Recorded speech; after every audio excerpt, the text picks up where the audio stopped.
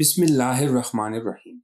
محترم ناظرین، حضرت علی کرم اللہ وجہہ کے اوصاف پہ اگر نظر ڈالی جائے تو سادگی اور تواضع آپ رضی اللہ عنہ کی دستار فضیلت کا سب سے خوشنما ترہ ہے۔ اپنے ہاتھ سے محنت مزدوری کرنے میں کوئی عار نہ تھا۔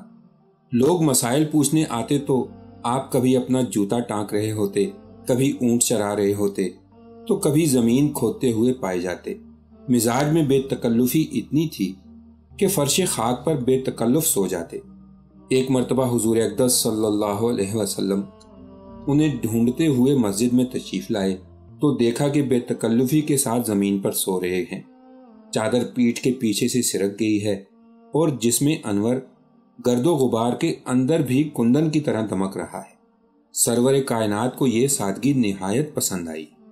خود دست مبارک سے ان کا بدن صاف کر کے محبت آمیز لہجے میں فرمایا، اجلس یا ابا تراب، اے مٹی والے اٹھ بیٹھ۔ زبان نبوی صلی اللہ علیہ وسلم سے عطا کی ہوئی یہ کنیت آپ کو اس قدر محبوب تھی کہ جب کوئی آپ کو ابو تراب کہہ کر پکارتا تو خوشی سے ہونٹوں پر تبسم کی لہر دوڑ جاتی۔ اس کے علاوہ شجاعت و بصالت بھی حضرت علی کرم اللہ وجہہ کا مخصوص وصف تھا، جس میں کوئی معاصر آپ کا حریف نہ تھا۔ آپ تمام غزوات میں شریک ہوئے اور سب میں اپنی شجاعت و بہادری کے جوہر دکھائے۔ ایک مرتبہ آپ کے شاگرد حضرت زرار بن زمرہ کنانی رحمۃ اللہ علیہ، جو مشہور تابعین میں سے ہیں، ایک مجلس میں بیٹھے تھے۔ آپ سے حضرت علی کرم اللہ وجہہ کے اوصاف کے بارے میں پوچھا گیا تو فرمانے لگے، حضرت علی کرم اللہ وجہہ اونچے مقصد والے اور بڑے طاقتور تھے۔ آپ کے ہر پہلو سے علم پھوٹتا تھا اور ہر طرف سے دانائی ظاہر ہوتی تھی۔ دنیا اور دنیا کی رونق سے آپ کو وحشت تھی۔ رات اور رات کے اندھیرے سے آپ کا دل مانوس رہتا تھا، یعنی رات کی عبادت میں آپ کا دل بہت لگتا تھا۔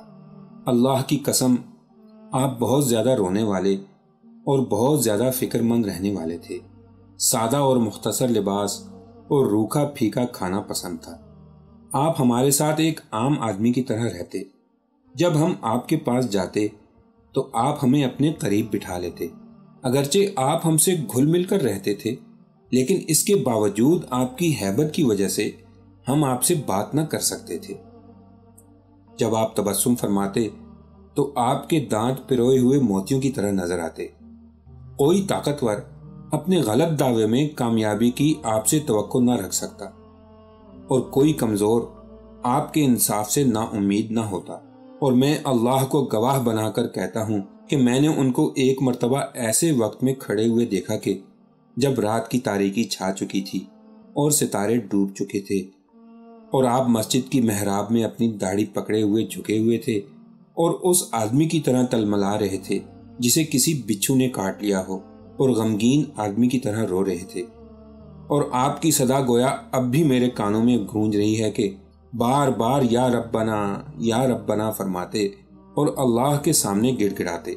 پھر دنیا کو مخاطب ہو کر فرماتے، اے دنیا، مجھ سے دور ہو جا، تو مجھے دھوکہ دینا چاہتی ہے، جا کسی اور کو جا کے دھوکہ دے۔ میں نے تجھے 3 طلاقیں دیں کیونکہ تیری عمر بہت تھوڑی ہے اور تیری مجلس بہت گھٹیا ہے۔ تیری وجہ سے آدمی آسانی سے خطرے میں مبتلا ہو جاتا ہے۔ ہائے کیا کروں، زیادہ سفر تھوڑا ہے اور سفر بہت لمبا ہے اور راستہ بھی وحشت ناک ہے۔ حضرت زرار رحمۃ اللہ علیہ کی یہ باتیں سن کر لوگ ہچکیاں لے لے کر اتنا روئے کہ ان کے گلے رند گئے۔ پھر آپ سے کسی نے پوچھا کہ آپ کو حضرت علی کرم اللہ وجہہ کی وفات کا کتنا رنج ہے؟